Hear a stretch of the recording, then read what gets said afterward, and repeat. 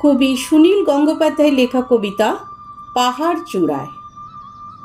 অনেক দিন থেকেই আমার একটা পাহাড় কেনার শখ, কিন্তু পাহাড় কে বিক্রি করে তা জানি না।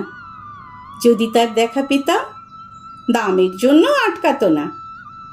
আমার নিজস্ব একটা নদী আছে, সেটা দিয়ে দিতাম পাহাড়টার বদলে।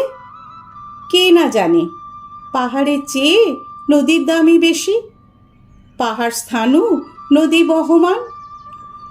তবু আমি নদীর বদলে পাহাড়টাই কিনতাম, কারণ আমি ঠকতে চাই। নদীটাও অবশ্য কিনেছিলাম একটা দ্বীপের বদলে। ছেলেবেলায় আমার বেশ ছোট্ট খাট্ট ছিমছাম একটা দ্বীপ ছিল, সেখানে অসংখ্য প্রজাপতি। শৈশবে দ্বীপটি ছিল আমার বড় প্রিয়। আমার যৌবনে দ্বীপটি আমার কাছে মাপে ছোট লাগলো। প্রবহমান ছিপছিপে তন্নি নদীটি বেশ পছন্দ হলো আমার।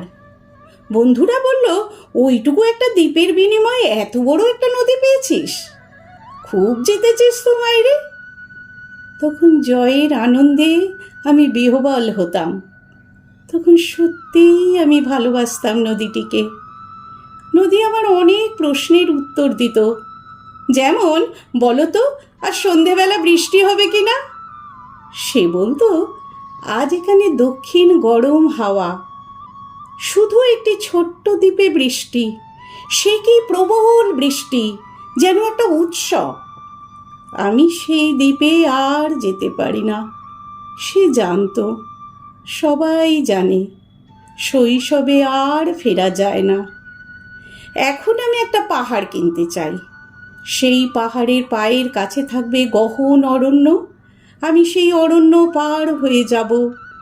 তারপর শুধু রুক্ষ কঠিন পাহাড়, একেবারে চূড়ায় মাথার খুব কাছে আকাশ, নিচে বিপুলা পৃথিবী, চরাচরে তীব্র নির্জনতা। আমার কণ্ঠস্বর সেখানে কেউ শুনতে পাবে না।